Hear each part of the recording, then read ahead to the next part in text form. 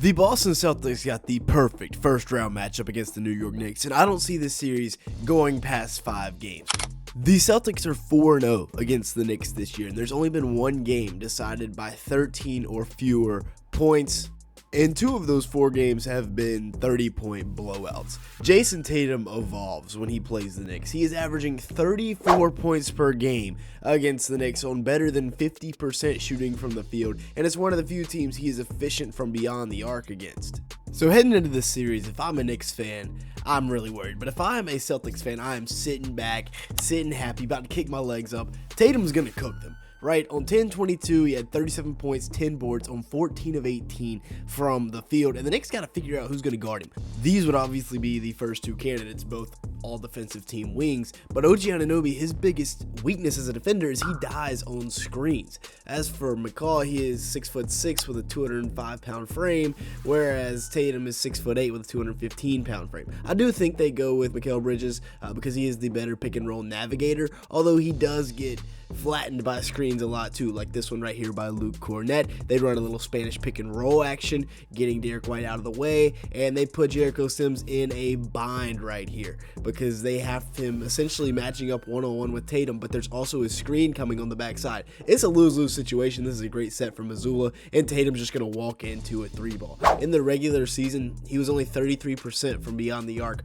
on pull-up threes at about 7.6 attempts per game, but so far through 5 games in the playoffs, he's shooting 40% on the pull-up 3-ball, which is dangerous because this is how he kills the Knicks every single time, because they just sit back and drop coverage like right here where Jericho Sims does it, and he's just going to get cooked. Death, taxes, and Tatum hitting the 3 over the big. You see McCall get flattened by that screen. Jericho Sims is way too far back, and he knocks it down. And even if they don't bring a screen, Tatum is an all-world player. Even if Mikal Bridges is guarding him one-on-one, he still is going to get cooked from time to time, like right here where he just hits the between-the-leg step-back 3. The mismatches are where they're really going to get him, though, because they can get Tatum onto a big anytime they want through screening. You know, you're going to have to look at cross-matching, but Joe Mazzulla is such a great coach. He can get anybody the ball wherever he wants to get them the ball on the court, right? He can get Tatum a matchup with Jalen Brunson, and they're going to be attacking Jalen Brunson. The Knicks are going to have to try and hide him. It's going to be tough, though, because the Celtics got 5 guys on the court at all times. They can create their own shot. We also are going to look at February the 8th when Tatum went for 40 on New York with 7 3-pointers made, and he was cooking Cat in the pick and roll and then finishing over anybody, meeting OG at the summit right there. But this is on Cat, right? He doesn't contain him in the pick and roll, a quick in and out, and Cat bites, and he's going downhill and looking down with his nuts in OG Anunoby's mouth. Then the pull-up 3. This is what we're talking about. This is where they're going to destroy them. It's because Cat can't get up there. They're going to have to look at going small because Cat, if he's going to camp out in the paint and drop coverage, that's what Tatum's going to do over and over in this series, and it's going to work out very poorly for New York, right? Once again, here comes Cato with the screen. Cat tries to go under, and yes, this is from the K. He's not going to be hitting this consistently, but when he's on, and you've got to be able to get a hand up. Cat is just backpedaling with his hands by his side, and Tatum takes full advantage every single time. Like, you got to at least have a hand up on defense, not just straight backpedaling in drop coverage. Here they are. They've got their mismatch. They still get into the pick and roll, and Cat gets beat because he doesn't hedge hard enough. You're supposed to be foot to foot with the screener on this hedge. He should be where the red X is. Instead, he's all the way back at the top of the free throw line. A quick crossover. Tatum gets right down the hill and is hanging from the rim. Now, once again, same thing. This looks like the same exact play, but it's not.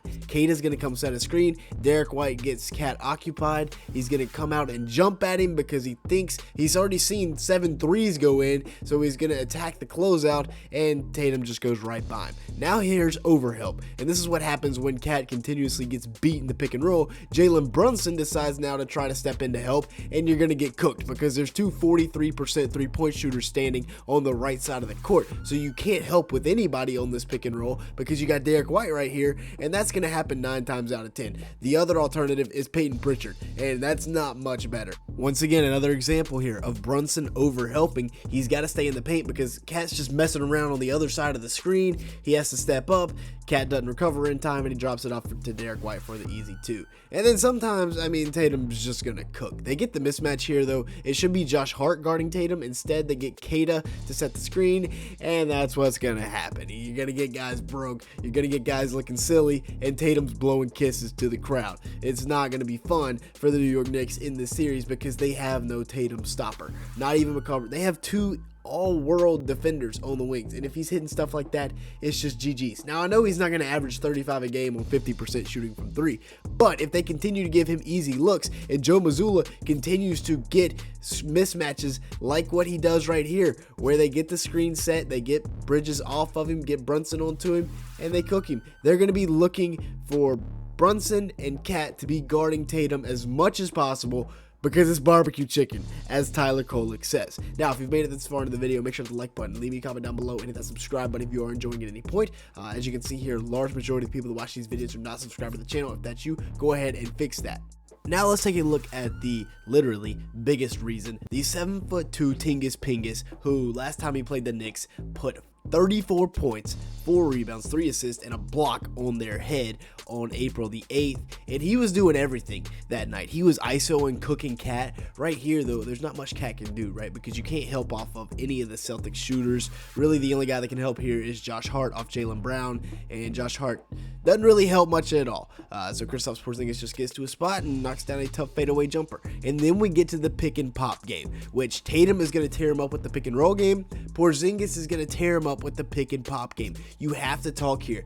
Deuce and Mitchell Robinson have to be on the same page. He can't be in drop coverage with Porzingis popping. It just doesn't work out. Same thing right here. Porzingis is just going to pop to the perimeter and he's going to knock it down. Now, no, he's not going to make 8 threes every single time, but he is a threat from beyond the arc. Here they try to run this little flare action. Josh Hart and OG both go with Jayson Tatum, which leaves Tingus Pingus wide open at the top of the key, and you can just go ahead and take it out of bounds. Both of these guys, Tatum and Porzingis, both shoot incredibly well versus the Knicks because the Knicks just give them a ton of wide open looks. Here's the same action, except this time Cat tries to cheat, so Tatum goes right back door, right to the rim. Both the defenders go with him, and Porzingis pops right to the open area, which is an easy 3-point attempt. And then this is a bold strategy right here by New York. Just don't guard him and let's see what happens. Let him stand by himself, catch it, check the wind, pack his lunch, eat it, and then shoot it, and he's still gonna make it, right? Like,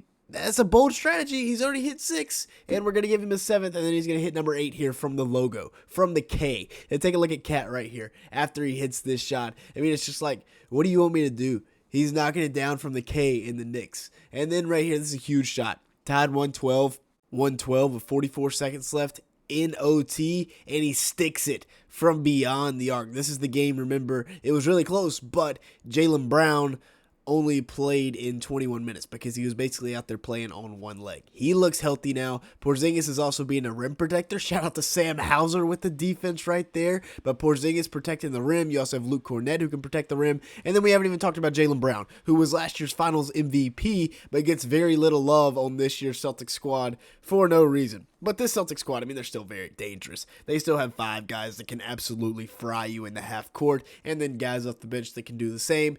It's going to be scary. I think the Celtics have the perfect second round matchup. With that being said, that's going to be it for today's video. Thanks so much for watching. Make sure to hit the like button, leave me a comment down below, and hit that subscribe button if you did enjoy at any point. And with that being said, thank you so much for watching.